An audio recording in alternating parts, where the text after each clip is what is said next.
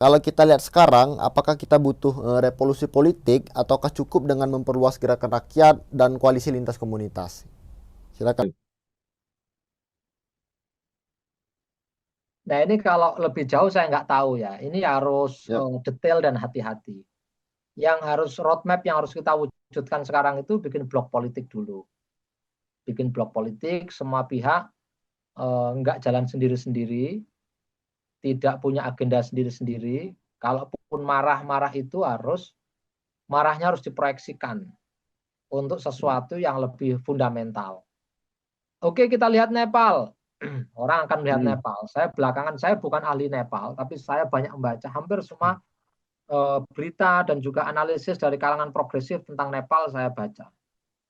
Terutama di historical materialism lah ya. Harus diakui bahwa Nepal itu gagal melakukan transformasi ke sosialisme, tapi ternyata faktornya banyak dan korup juga akhirnya. Padahal mereka partai kiri, partai yang aku progresif dan pro rakyat. Ternyata nggak terbukti, akhirnya dihancurkan oleh gerakan Gen Z ini ya.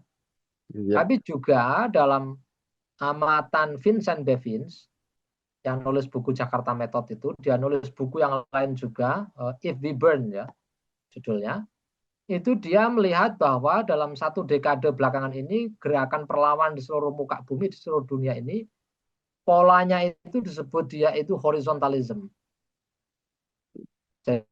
Jadi nggak dibimbing satu ideologi tertentu, mau memproyeksikan merebut negara, enggak. Dan bahkan seringkali keinginan-keinginan politiknya nggak tercapai. Katanya mau menegakkan demokrasi, melawan militerisme, reformasi militer, dan lain-lain, redistribusi sumber daya, dan lain-lain, tapi nyatanya sebaliknya justru. Nah itu yang harus kita waspadai. Contohnya di Mesir, dulu ada Arab Spring. Arab Spring menjalar seluruh Arab. Awalnya dari mana ya? Aljazair ya. Terus menyebar ke seluruh Arab.